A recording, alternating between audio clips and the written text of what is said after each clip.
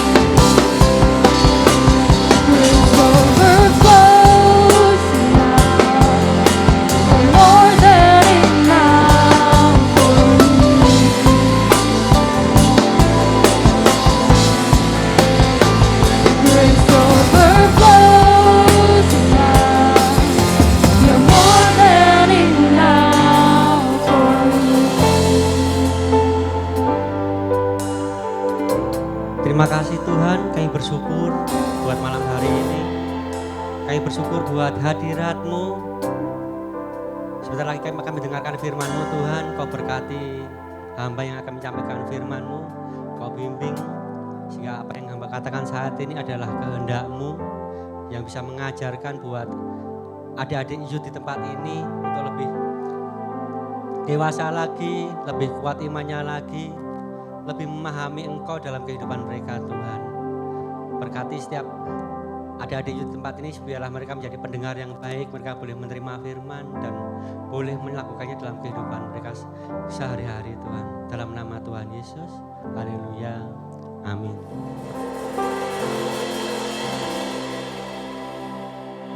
Shalom, saya manggil adik-adik aja ya, soalnya manggil saya kan kakak. Walaupun ada satu dua yang masih manggil saya Om. Salam adik-adik semuanya, baik yang ada di gereja ini maupun yang ibadah online di rumah.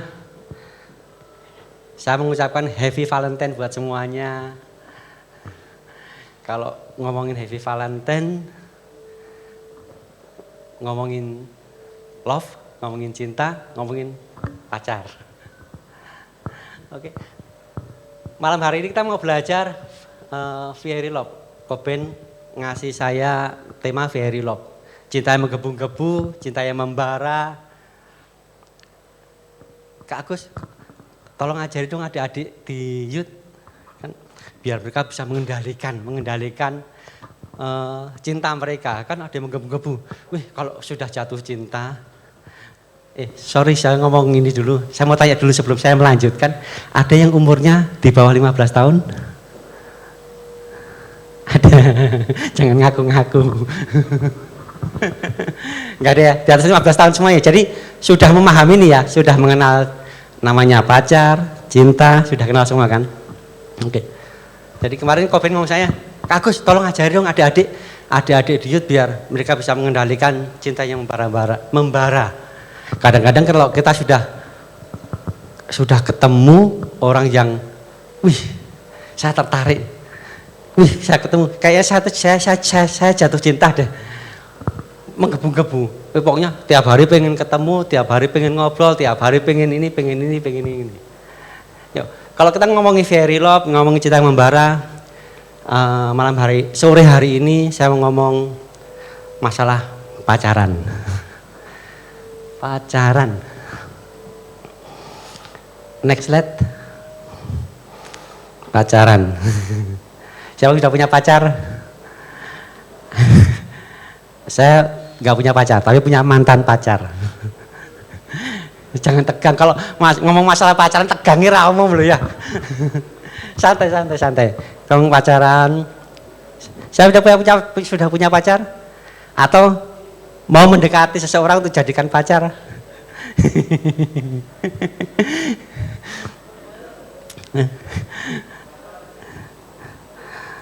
Pertanyaannya, pacaran itu boleh nggak sih? Ada bawa HP semuanya? Bawa HP? Ada Alkitabnya online? Buka.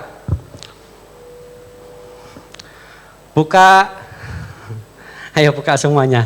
Pacaran sih boleh enggak sih Om? Pasrah, pacaran sih boleh enggak? Dalam iman Kristen, dalam kekristenan, apakah boleh pacaran? Sudah buka semuanya? Di-set, kan ada gambar loopnya itu kan? Dipencet itu, ketik pacaran. Mau yang Alkitabnya, mau yang apa, bahasa masa kini, yang sehari-hari, atau yang lain-lain, serah, pilih, ketik pacaran. Oke, enter. Ada? Jawab. Ada enggak? Hah? Ada enggak? Enggak ada. Coba kalau tunangan.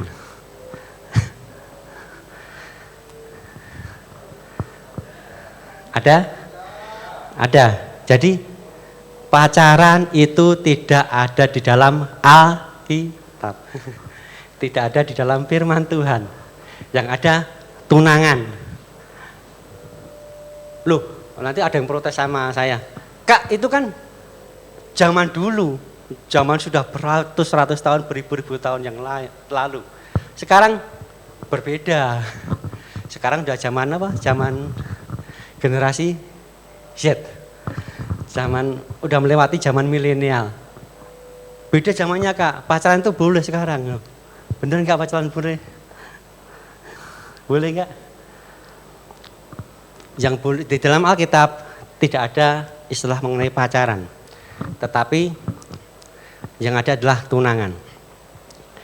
Ya memang sekarang zaman sudah berubah, era sudah berubah, tradisi semua berubah, tetapi ada daerah-daerah tertentu yang tidak mengenal pacaran sampai sekarang.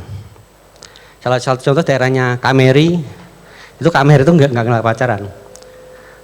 Umur 12 tahun, 15 tahun langsung ditunangkan. Jadi di daerah mereka itu tidak ada istilah pacaran. Cowok cewek itu nggak ada pacaran. Tunangkan menikah, tunangkan menikah.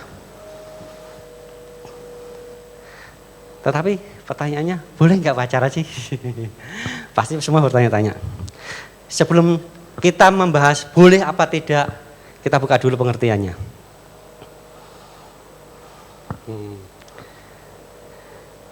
Di dalam Wikipedia Indonesia, pacaran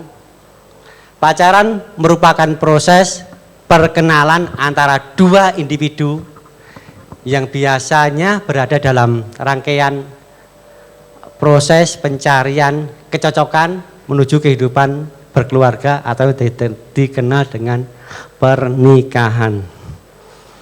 Jadi pacaran itu adalah proses perkenalan. Ya, dicatat ya, proses perkenalan.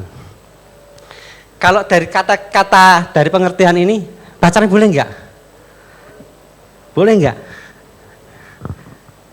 Boleh.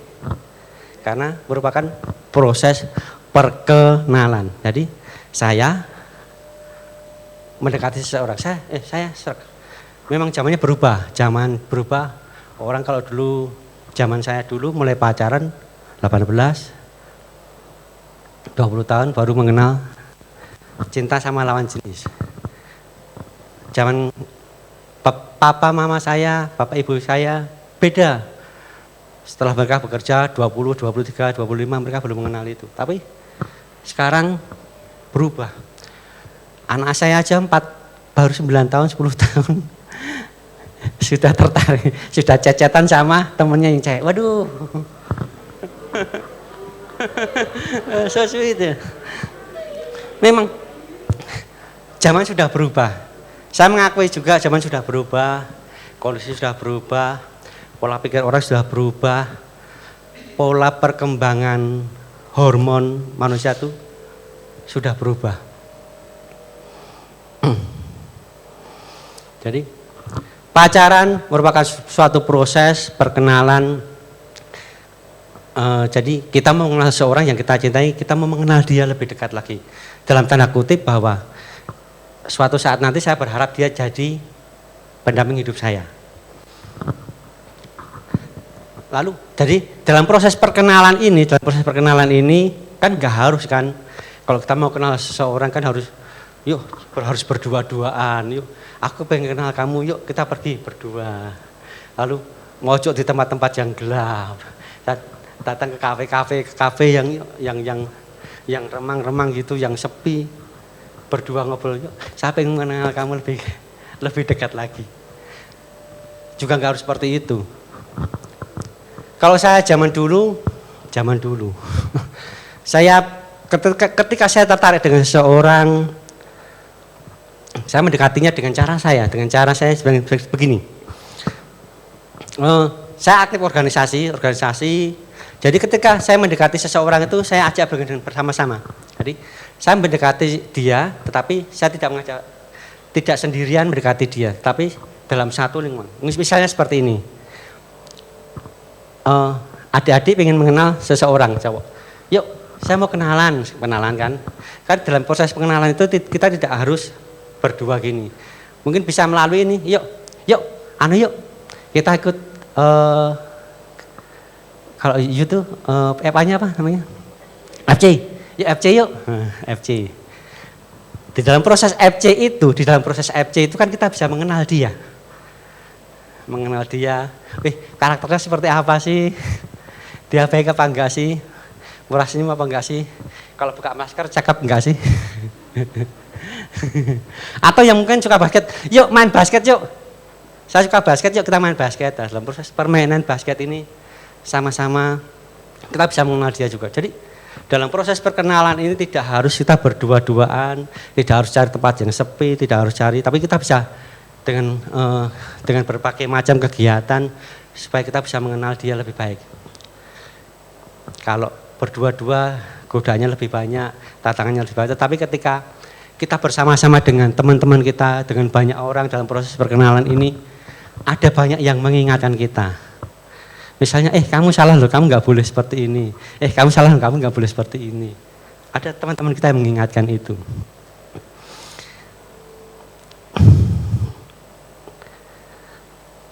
Next. Pacaran, sekali lagi, pacaran permasalahannya bukan boleh atau tidak boleh. Tetapi, sudahkah kita menjalani sebuah hubungan pendekatan dengan lawan jenis yang sehat dan memuliakan nama Tuhan? Saya garis bawahi sini, lawan jenis. Jadi semenjak Adam dan Hawa, ketika Adam seorang diri, Allah mengatakan tidak baik kamu seorang diri, aku akan memberikan kepadamu seorang teman, seorang penolong, itu Hawa, perempuan. Jadi tanda kutip di sini, pacaran, kita menyukai seseorang itu harus dengan catatan lawan jenis. Laki-laki harus suka sama perempuan, perempuan harus cinta sama laki-laki. Tidak boleh laki-laki dengan laki-laki, perempuan dengan perempuan. Itu hukumnya dosa. Karena tidak ada dalam Alkitab menikah itu dengan sesama jenis. Tetapi beda jenis, lawan jenis. Jadi harus, yang pertama catatan adik-adik semuanya, boleh pacaran tetapi dengan lawan jenis. Catat ya. Yang kedua, sudahkah dalam proses pendekatan tadi itu kita memuliakan nama Tuhan enggak?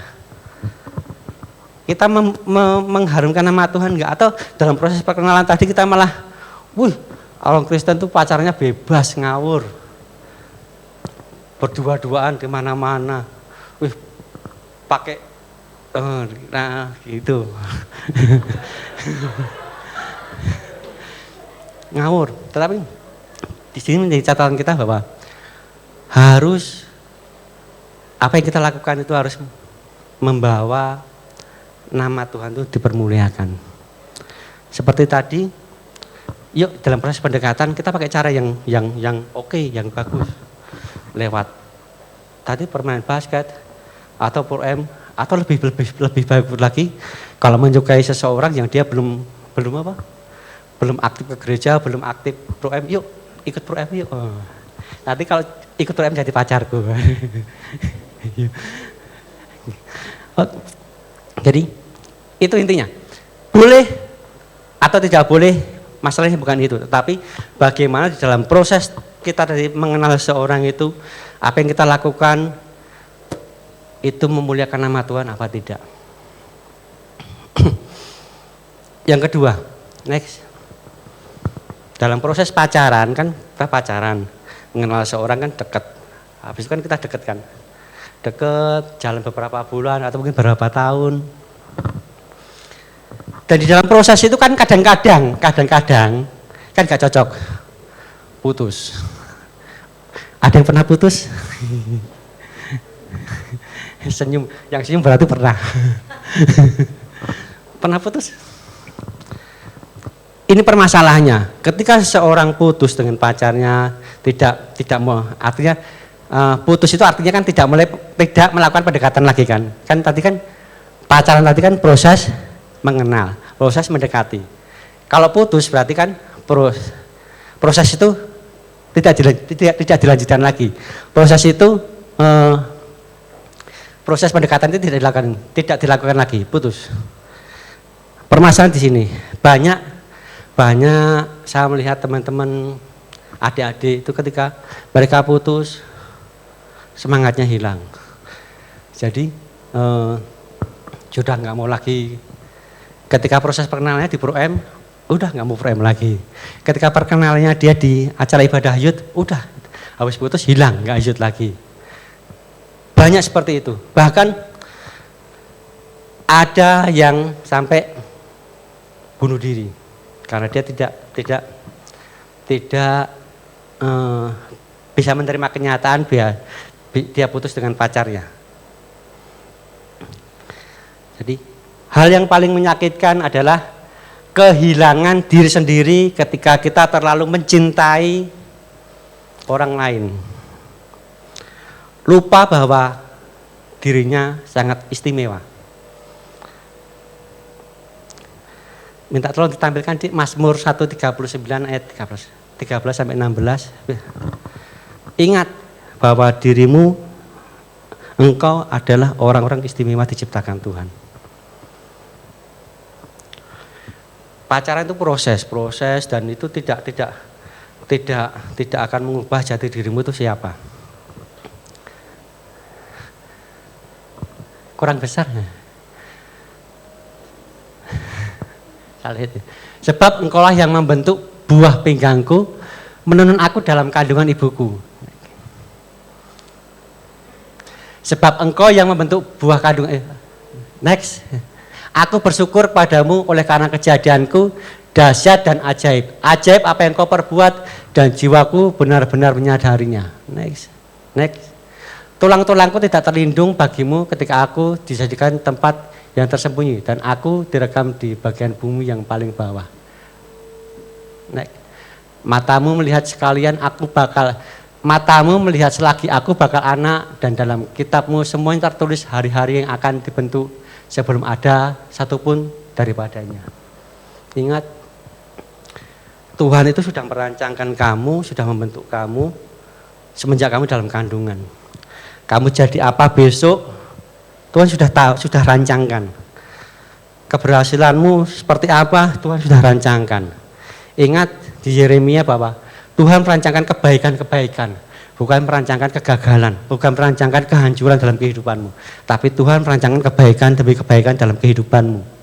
Semenjak dalam kandungan, Tuhan sedang merancangkan itu. Engkau akan menjadi orang-orang yang luar biasa, orang-orang yang sukses, orang-orang yang berhasil, orang-orang yang akan menjadi pelopor panutan dalam kehidupanmu. Jangan sampai gara-gara putus pacar hilang semuanya. Kamu lupa siapa dirimu, kamu lupa firman Tuhan tadi, kamu lupa bahwa engkau dijadikan luar biasa. Bahkan sampai yang mengakhiri hidupnya itu sesuatu yang konyol bagi saya. Menurut saya sesuatu yang menyakitkan ketika dia lupa jati dirinya karena terlalu mencintai orang lain. Dia lupa bahwa dirinya adalah orang-orang istimewa.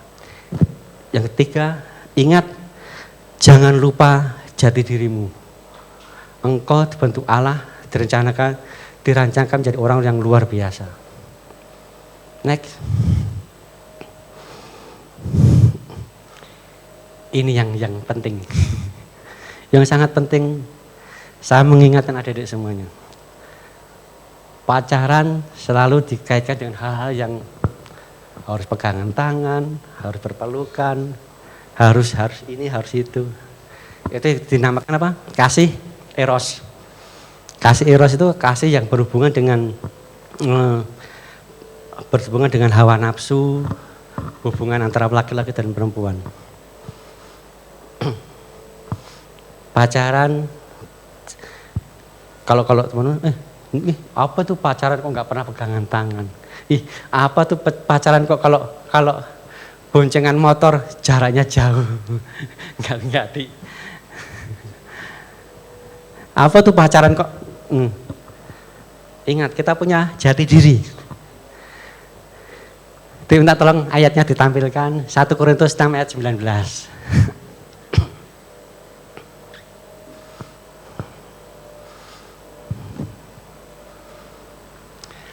Atau tidak tahukah kamu bahwa tubuhmu adalah bait Roh Kudus yang diam di dalam kamu, Roh Kudus yang kamu peroleh dari Allah dan bahwa kamu bukan milik kamu sendiri. Ingat, kamu milik Roh Kudus.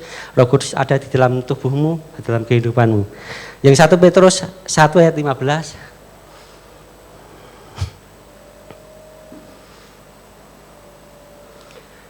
Tetapi hendaklah kamu menjadi kudus di dalam seluruh hidupmu, sama seperti Dia yang kudus yang telah memanggil kamu. Yang 1 Tesalonika 4 ayat 3. Karena inilah kehendak Allah pengkudusanmu, yaitu supaya kamu menjauhi percabulan. Lalu pertanyaannya, Kak, apa sih batas-batasannya percabulan? Apa sih batas-batasannya menyentuh yang tidak dosa? Kadang-kadang itu menjadi pertanyaan buat kita semuanya. Jujur, siapa yang pernah yang jatuh cinta tadi, yang awal jatuh cinta, yang punya pacar? Pertanyaannya, ketika kamu menyentuh tangan temanmu tadi, yang baru kamu cintai tadi, apa perasaanmu? Baru nyentuh tangan lu ya.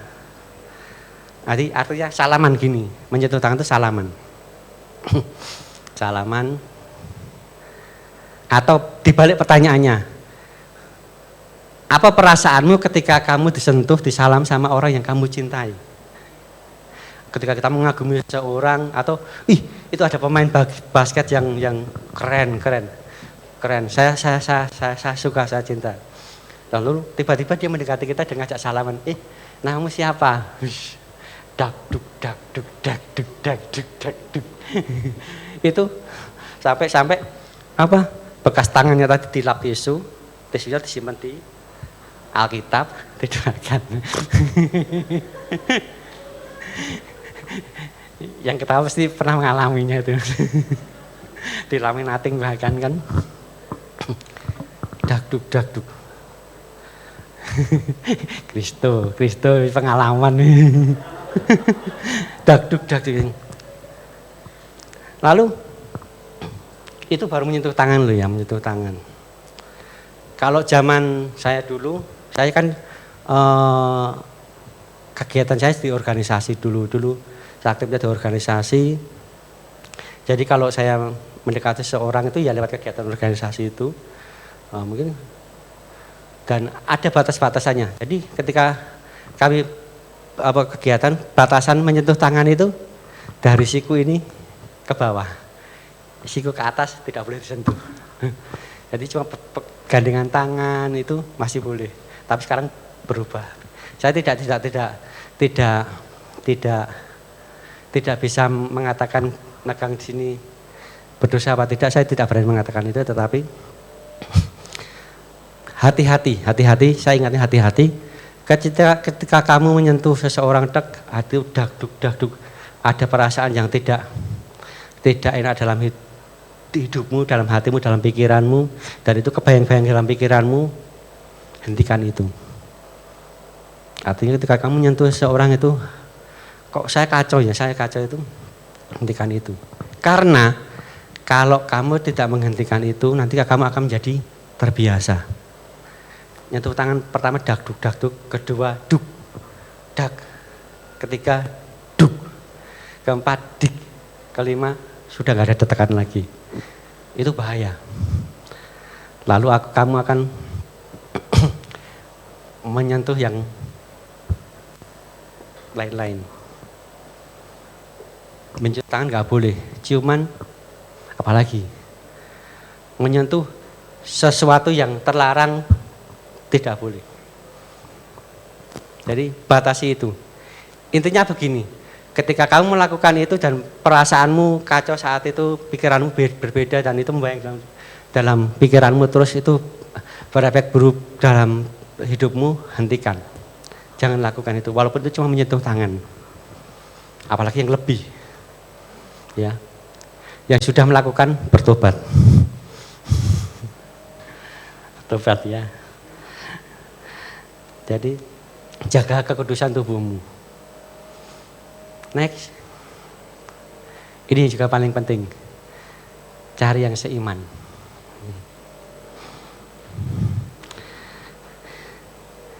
Ayatnya, janganlah kamu menjadi sekutu orang-orang yang tidak percaya kepada Yesus. Itu tidak cocok, mana mungkin kebaikan berpadu dengan kejahatan, tidak mungkin terang bergabung dengan gelap, tidak mungkin Kristus sepakat dengan iblis. Apakah persamaannya antara orang Kristen dan orang-orang yang bukan Kristen? Jadi cari yang seiman. Yang lebih jelas lagi, mungkinkah di dalam Amos 3 ayat 3 ini dalam versi bahasa Indonesia masa kini ya. Kalau nanti baca di Alkitab online, lihat di bahasa Indonesia masa kini.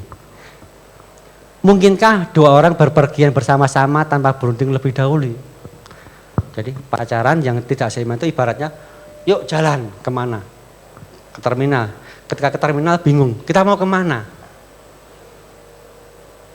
Karena tujuannya nggak tahu, nggak sama. Atau mungkin ada yang membela diri alasan, Kak, saya kan mau menangkan dia. Dia kan tidak mengenal Tuhan. Saya mau menangkan dia, saya ajak dia ke gereja. Saya ajak dia persekutuan supaya dia mengenal Tuhan. Bayangkan, adik-adik pernah naik gunung? Ada pernah naik gunung? Atau yang belum naik gunung pernah naik ketinggian? Ketika kamu menarik, kan kalau di atas gunung kita di atas ketinggian, ketika kita menarik, kita di atas, dia di bawah, narik, sama kita dorong dari bawah, itu lebih berat mana? Kira-kira. Ketika kita di atas, kita narik orang itu untuk naik ke atas, kira-kira berat enggak? Berat. Demikian juga dengan kamu ketika punya alasan seperti tadi, saya ingin memenangkan dia, saya ingin mengajak dia mengenal Tuhan. Benarkah? Apakah nanti tidak terbalik keadaannya? Sebab banyak yang ketika dia menarik dan dia tidak kuat, dia malah terjatuh.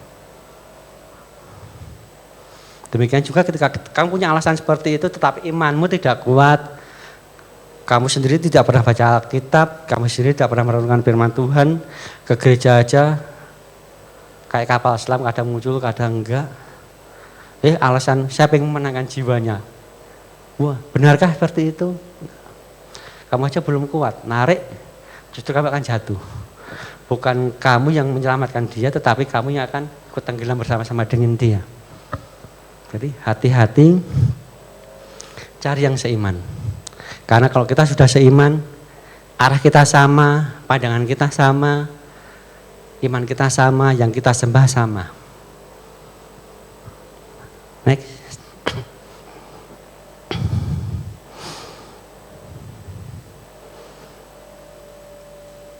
Ini yang juga yang penting ketika kamu mencari pacar. Ketika kamu ingin mengenal seseorang, carilah yang dia bisa memberikan kamu semangat, bisa membangun kamu lebih baik lagi. Jadi ketika kamu cinta sama seseorang, kamu lebih semangat lagi. Semangat belajar, semangat ke gereja, semangat ini, semangat itu, semangat ini. Jangan sampai ketika kamu mengenal pacar, kamu malah down. Di rumah kamu tidak apa-apa, cuma di kamar mikirin dia terus, tapi nggak ngapa-ngapain. Belajarmu berantakan, ke gerejamu berantakan.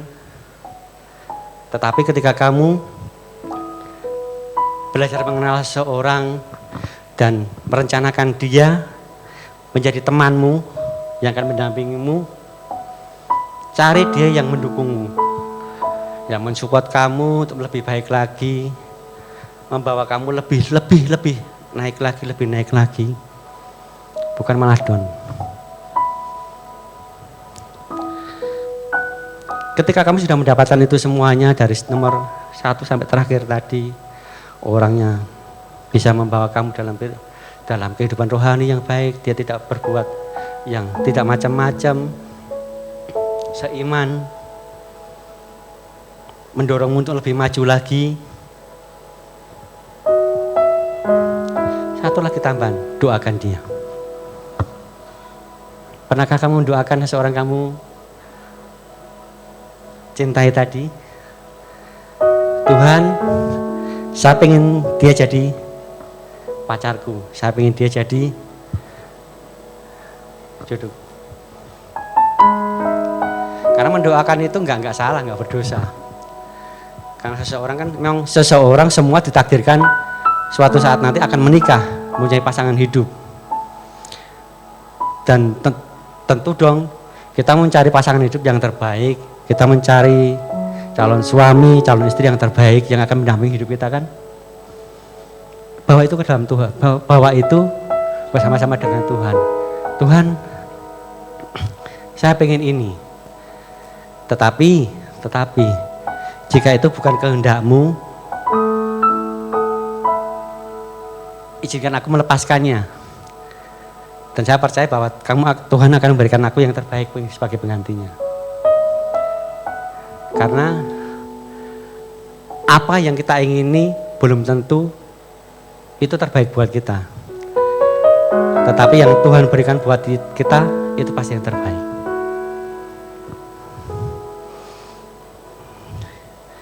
Tuhan berkati. Kita berdoa.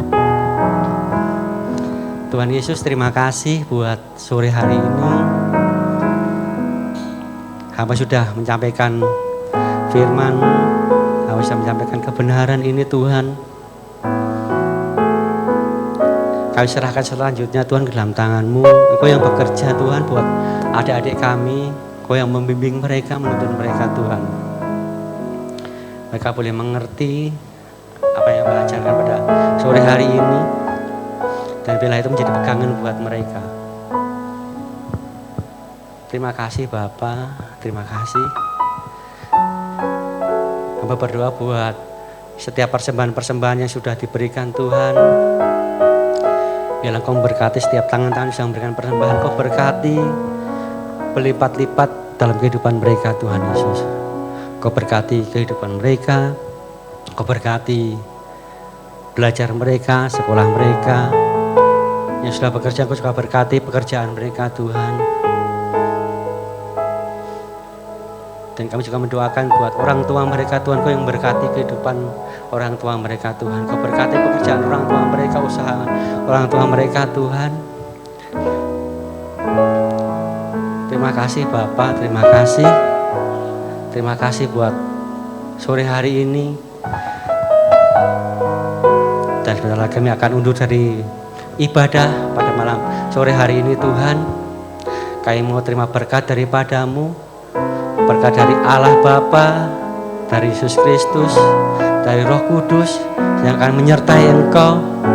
Keluar masuk-Mu Tuhan Yesus berkati, sekolah-Mu Tuhan Yesus berkati. Engkau akan jadikan orang-orang yang luar biasa. Tuhan akan menjadikan Engkau kepala bukan ekor. Engkau akan unggul dalam bidang-Mu. Engkau akan menjadi pelopor-pelopor dalam bidang yang Engkau tekuni. Engkau akan menjadi penemu-penemu. Engkau akan menjadi orang sukses. Engkau akan menjadi pemimpin di dalam kehidupan-Mu. Di dalam nama Tuhan Yesus Kristus. Haleluya. Amin. Well guys, aku mau ucapkan thank you buat Kak Agus yang sudah memberikan message untuk kita hari ini. Dan juga buat teman-teman yang sudah pelayanan hari ini karena aku sangat terberkati di special service kita kali ini. Well, ada beberapa info yang mau aku sampaikan. Kalau minggu depan kita akan beribadah secara online melalui YouTube di hari Sabtu jam 5 sore. Dan juga jangan lupa untuk ikut Friendship Community setiap weekdays jam 7 malam. Dan buat teman-teman yang belum tergabung dan mau cari info, kalian bisa aja langsung DM di Instagram @youthfriendship. Dan juga buat kalian guys yang suka olahraga, yuk ikut Friendship Sport yang diadakan setiap 2 minggu sekali. So, jangan lupa nantikan infonya di Instagram kita. Oke guys, sekian ibadah kita kali ini. God bless you.